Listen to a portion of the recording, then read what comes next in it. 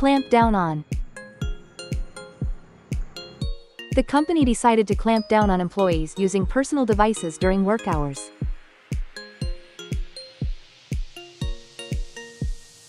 The government is clamping down on tax evasion more aggressively this year.